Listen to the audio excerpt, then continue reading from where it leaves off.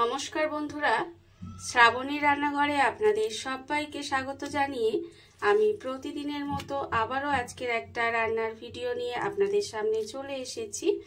আজকের আমি আপনাদের বাঁধাকপির সঙ্গে অল্প একটু মুসুর ডাল দিয়ে একটা অসাধারণ রেসিপি বানিয়ে দেখাবো। আশা করি আপনাদের ভালো লাগবে। তার জন্য কিন্তু আমার পুরো ভিডিওটা আপনাদের দেখতে হবে। আর দেখা শুরু করার আগে একটা লাইক দেবেন, সুন্দর একটা কমেন্ট করবেন আর শেয়ার করতে ভুলবেন না। তাহলে চলুন, আজকের আমি এই বাঁধাকপির সঙ্গে অল্প একটু মুসুর ডালটা দিয়ে কিভাবে রেসিপিটা বানিয়েছি সেটা আপনারা একবার দেখে নিন। রান্নাটা করার জন্য প্রথমে আমি এখানে দেখুন গ্যাসটা অন করে একটা কড়া বসিয়ে দিয়েছি। এবারে আমি প্রথমে কড়ার মধ্যে দিয়ে দেব অল্প সামান্য কিছুটা মুসুর ডাল। এই মুসুর ডালটা কিন্তু আমি প্রথমে একটা পরিষ্কার সুতির কাপড় দিয়ে ভালোভাবে মুছে নিয়েছি।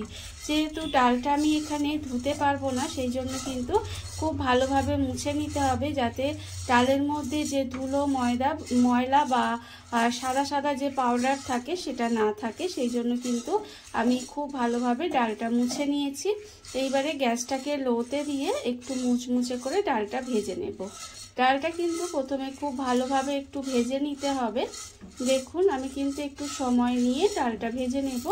আর আমি প্রতিদিনের মতো আপনাদের একটা কথাই বলবো যে প্লিজ আমার ভিডিওটা আপনারা টেনে টেনে দেখবেন না, পুরো ভিডিওটা দেখুন, আশা করি আপনাদের ভালো লাগবে। দেখুন আমি কিন্তু ডালটা একটু সময় নিয়ে ভালো করে মুচমুচে করে একটু ভেজে নিচ্ছি। ডালটা আমার এখানে ভাজা হয়ে গেছে। ডালটা কিন্তু এখানে আমি ভালো করে ভেজে নিয়েছি, আর এর থেকে বেশি ভাজার দরকার নেই। এইবারে আমি ডালটাকে আলাদা করে ঢেলে নেব, আর ঢেলে নিয়ে কিন্তু একটু ঠান্ডা করে নেব। ডালটা আমি এখানে ঢেলে একটু ঠান্ডা করে নিয়েছি। এবারে দেখুন একটা মিক্সি জার নিয়ে নিয়েছি। মিক্সি জারের মধ্যে কিন্তু এই ডালটা ঢেলে নেব। ডালটা কিন্তু অবশ্যই ঠান্ডা করে নেবেন। ডালটা ঢেলে নিয়ে তারপরে কিন্তু ডালটাকে একটু গুঁড়ো করে নেব। ডালটা কিন্তু একেবারে মিহি গুঁড়ো হবে না, একটু দানা দানা করে ডালটা গুঁড়ো করে নিতে হবে। মুসুর ডালটা আমি এখানে গুঁড়ো করে একটা বাটির মধ্যে ঢেলে নিয়েছি। দেখুন বাটিটা কিন্তু ঢেলে রেখে দিয়েছি। আর অন্যদিকে কিন্তু আবারও গ্যাসটা অন করে কড়া বসিয়ে দিয়েছি। আর কড়ার মধ্যে দিয়ে দেবে এবার সর্ষের তেল। রান্না কিন্তু আমি এখানে সর্ষের তেলেই করব। বেশ কিছুটা সর্ষের তেল দিয়ে দিলাম, দিয়ে তেলটাকে একটু গরম হতে দেব। তেলটা আমার এখানে গরম হয়ে গেছে। তেল কিন্তু এখানে ভালো করে গরম করে নিয়েছি। এইবার আমি এর মধ্যে দিয়ে দেব একটা তেজপাতা, আমি একটু ভেঙে দিয়েছি মাঝখান থেকে। আর দিলাম এখানে অল্প সামান্য একটু জিরে, মানে সাদা গোটা জিরে যে হয় সেটা ফোড়নে দিলাম। ফোড়নটা কিন্তু খুব ভালোভাবে ভেজে নিতে হবে, একেবারে লাল লাল করে ফোড়নটা ভেজে নিচ্ছি। ফোড়নটা যখন ভাজা হয়ে যাবে তখন আমি এর মধ্যে দিয়ে দেব পেঁয়াজ। এখানে একটা পেঁয়াজ আমি একটু মিহি করে কুচি করে রেখেছি, সেই পেঁয়াজটা কিন্তু এখানে দিয়ে দিলাম। পেঁয়াজটা কিন্তু প্রথমে একটু ভালো করে ভেজে নেব। পেঁয়াজটা আমি এখানে সুন্দর করে একটু ভেজে নিচ্ছি। দেখুন এখানে কিন্তু পেঁয়াজটা আমি একটু ভেজে নেব। পেঁয়াজটা কিন্তু এখানে আমার হালকা করে ভাজা হয়ে গেছে। এইবারে আমি এর মধ্যে দিয়ে দেব আলু। এখানে কিন্তু আমি আলুগুলোকে এইভাবে একটু ছোট ছোট করে ডুমো করে কেটে রেখেছি, সেই আলুগুলো আমি এখানে দিয়ে দিলাম। দিয়ে আলুগুলোকে প্রথম খুব ভালোভাবে পেঁয়াজের সঙ্গে দিয়েই ভেজে নেব। আপনারা চাইলে কিন্তু আলুটা আলাদা করে ভেজে তুলেও রান্না করতে পারেন, তবে আমি এইভাবে একসঙ্গে আলুটাকে দিয়ে একটু ভালো করে ভেজে নেব। আর দেখুন এখানে কিন্তু এই সময় কোনো রকম নুন বা হলুদ কিচ্ছু দেব না। আলুটা এখানে যতক্ষণে ভাজা হচ্ছে ততক্ষণ কিন্তু আমি একটা মশলা রেডি করে নেব। তার জন্য নিয়েছি দেখুন মিক্সির জার। মিক্সির জারের মধ্যে এবারে দিয়ে দেব প্রথমে আদা আর রসুন। এখানে কিন্তু আদাটা 1 ইঞ্চির মতো একটু কুচি করে দিয়েছি, আর এখানে 5 কোয়ার মতো রসুন দিয়েছি। আর দেব আমি এখানে 2টো কাঁচা লঙ্কা। কতটা ঝাল খাবেন সেটা বুঝে কিন্তু কাঁচা লঙ্কাটা ব্যবহার করবেন। আর দেব আমি এখানে একটা টমেটো, একটা মাঝারি সাইজের টমেটো কুচি করে রেখেছিলাম সেটা দিয়ে দিলাম। দিয়ে এবার মশলাটাকে অল্প একটু জল দিয়ে পেস্ট করে নেব। মশলাটা আমার এখানে রেডি হয়ে গেছে। মশলাটা আমি এখানে রেডি করে নিয়েছি। আর অন্যদিকে দেখুন আলুটা যে এখানে ভাজছিলাম সেটাও কিন্তু ভাজা হয়ে গেছে। আর এর থেকে বেশি ভাজার দরকার নেই। এবার আমি এর মধ্যে দিয়ে দেব এই যে মশলাটা আমি এখানে রেডি করে রেখেছি, সেই মশলাটা কিন্তু এখানে দিয়ে দিলাম। মশলাটা দিয়ে এবার এটাকে খুব ভালোভাবে একটু কষিয়ে নেব, যাতে এই যে মশলার একটা কাঁচা গন্ধ আছে সেটা চলে যায়। মশলাটা কিন্তু একটু সময় একটু কষিয়ে নিতে হবে ভালো করে। মশলাটা আমার এখানে ভালো করে কষানো হয়ে গেছে। মশলাটা আমি এখানে সুন্দর করে কষিয়ে নিয়েছি। এইবার আমি এর মধ্যে দিয়ে দেব দেখুন কয়েকটা গুঁড়ো মশলা। তার মধ্যে আছে এখানে আন্দাজ মতো নুন, 1 চামচ হলুদ গুঁড়ো, 1 চামচ কাশ্মীরি লঙ্কার গুঁড়ো, 1 চামচ জিরের গুঁড়ো, 1 চামচ ধনের গুঁড়ো, আর দিয়েছি এখানে হাফ চামচের একটু বেশি চিনি। চিনিটা কিন্তু অবশ্যই দেবেন। চিনিটা দিলে নুন চিনির একটা ব্যালেন্স হবে এবং খেতেও ভালো লাগবে। মশলাটা দিয়ে কিন্তু এখানে আমি খুব ভালোভাবে গুঁড়ো মশলাটা দিয়ে আবারও একটু সময় কষিয়ে নিচ্ছি। কষিয়ে নিয়ে কিন্তু এটাকে প্রথমে খুব ভালোভাবে কষিয়ে নিতে হবে। আর এই সময় এর মধ্যে দিয়ে দেব খুব সামান্য একটু জল। খুব বেশি কিন্তু জল আমি এখানে দেব না। মিক্সি ধুয়ে একদম অল্প সামান্য একটু জল দিলাম, দিয়ে এই মশলাটাকেও একটু কষিয়ে নেব। এই মশলাটাও কিন্তু খুব ভালোভাবে কষিয়ে নিতে হবে, যেহেতু গুঁড়ো মশলা দিয়েছি একটু সময় এইভাবে একটু কষিয়ে নেব। মশলা কিন্তু এখানে একটু সময় কষানো হয়ে যাচ্ছে। এইবার আমি এর মধ্যে দিয়ে দেব বাঁধাকপি। এখানে কিন্তু বাঁধাকপিগুলো একেবারে এইভাবে সরু সরু করে কেটে ধুয়ে পরিষ্কার করে রেখেছি, সেই বাঁধাকপিগুলো এর মধ্যে দিয়ে দিচ্ছি। বাঁধাকপিগুলো এর মধ্যে দিয়ে একটু মিশিয়ে নেব। বাঁধাকপিগুলো এর মধ্যে দিয়ে এইভাবে দেখুন একটু সময় মিশিয়ে নিচ্ছি। আর এইভাবেই কিন্তু একটু মিশিয়ে নিতে হবে। আমার চ্যানেলের নতুন বন্ধু পুরনো বন্ধু সবাইকেই বলবো আমার তরফ থেকে অনেক অনেক ভালোবাসা। আর পুরনো বন্ধুদের বলবো এইভাবে আমার পাশে থাকার জন্য, আমাকে এগিয়ে যেতে সাহায্য করার জন্য আপনাদের অসংখ্য অসংখ্য ধন্যবাদ জানাই।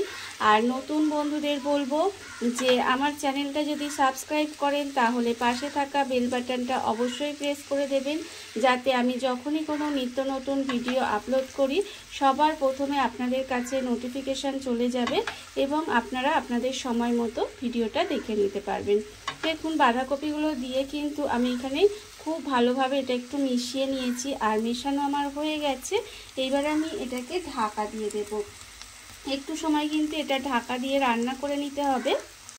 ঢাকা দিয়ে আমি এটা বেশ কিছুক্ষণ এইভাবে একটু রান্না হতে দিয়েছিলাম। তারপরে কিন্তু ঢাকাটা খুলে নিচ্ছি।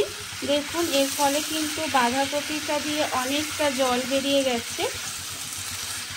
এইবারে এইভাবে একটু নেড়ে নেড়ে জলটাকে শুকিয়ে নেব। তারপরে দেখবেন এর মধ্যে কিন্তু আলুটাই অনেকটাই সেদ্ধ হয়ে যাবে।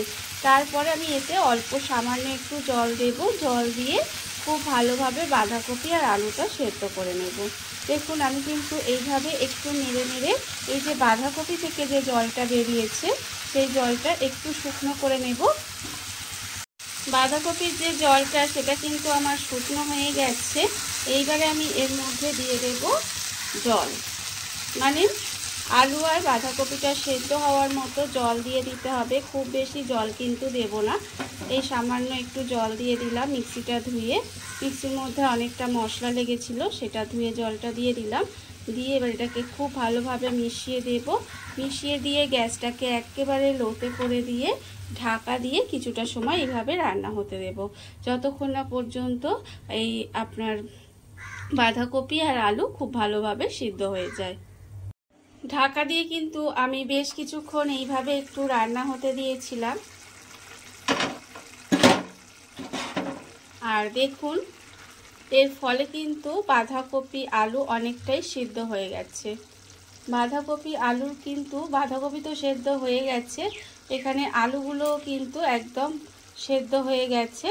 যখন দেখবেন এইভাবে আলুগুলো প্রায় সেদ্ধ হয়ে এসেছে আর জলটাও অল্প অল্প আছে, তখন কিন্তু আমি এর মধ্যে দিয়ে দেব প্রথমে যে আমি মুসুর ডালের গুঁড়ো করে রেখেছিলাম, সেই দানা দানা করে সেই মুসুর ডালের গুঁড়োটা কিন্তু এর মধ্যে ছড়িয়ে দেব। এই যে মুসুর ডালের গুঁড়োটা যদি দিয়ে যে বাঁধাকপিটা যদি রান্না করে একবার হলেও খেয়ে দেখেন, তাহলে দেখবেন আপনাদের সবারই কিন্তু খেতে ভালো লাগবে। এইভাবে আপনারা এই বাঁধাকপির সিজনে মানে এই শীতকালে দেখুন সবে বাঁধাকপি উঠছে, আর এই সময় কিন্তু আমরা অনেক রকমভাবে বাঁধাকপি খেয়ে থাকি। তবে এইভাবে যদি আপনারা একবার হলেও বাঁধাকপিটা রান্না করে খান, আমার মনে হয় আপনারা বারবার এইভাবে রান্না করে খেতে চাইবেন। দেখুন আমি কিন্তু এখানে মুসুর ডালের গুঁড়োটা মিশিয়ে দিলাম, মিশিয়ে দিয়ে আবারও একটু সময় এইভাবে ঢাকা দিয়ে রান্না করে নেব। ঢাকা দিয়ে কিন্তু আবারও খুব ভালোভাবে একটু এই যে জলো জলো ব্যাপারটা আছে এটাকে একটু শুকনো শুকনো করে নিতে হবে। আর ততক্ষণ কিন্তু আমি এটা আবারও একটু ঢাকা দিয়ে রান্না হতে দেব। আবারও কিছুক্ষণ ঢাকা দিয়ে এইভাবে একটু রান্না হতে দিয়েছিলাম। দেখুন রান্না কিন্তু আমার এখানে প্রায় হয়ে গেছে, আর এটা কিন্তু শুকনো শুকনো হয়ে গেছে দেখতে পাচ্ছেন। এবার নামানোর আগে এর মধ্যে দিয়ে দেব সামান্য একটু গরম মশলার গুঁড়ো, আর দিয়ে দেব ওপর থেকে একটু ধনেপাতা কুচি। এই ধনেপাতা কুচি আর গরম মশলাটা দিয়ে আবারও কিন্তু এটাকে খুব ভালোভাবে একটু মিশিয়ে নেব। মিশিয়ে নিলেই কিন্তু রান্না আমার এখানে রেডি হয়ে যাবে। দেখুন এটা আমি কিন্তু খুব ভালোভাবে মিশিয়ে নিয়েছি। এইবারে গ্যাসটাকে অফ করে দেব আর আপনাদের পরিবেশন করে দেখাবো ঠিক কেমন হলো। দেখুন বন্ধুরা, বাড়িতে থাকা কত অল্প উপকরণে কত অল্প সময় কত সুন্দর একটা রেসিপি তৈরি হয়ে গেছে, আপনারা দেখতেই পেলেন। আর এটা কিন্তু খেতে অসম্ভব সুন্দর হয়। এইভাবে আপনারাও একদিন হলেও বাড়িতে বানিয়ে দেখতে পারেন। আর এই ভিডিওটা যদি আপনাদের ভালো লেগে থাকে, আপনারা যদি ইউটিউব থেকে দেখে থাকেন, চ্যানেলটি সাবস্ক্রাইব করে নেওয়ার অনুরোধ রইল। তাহলে চলুন ভিডিওটা আমি এখানেই শেষ করছি। আপনারা সবাই ভালো থাকবেন, সুস্থ থাকবেন। আবারও হাজির হব নতুন কোনো রান্না নিয়ে।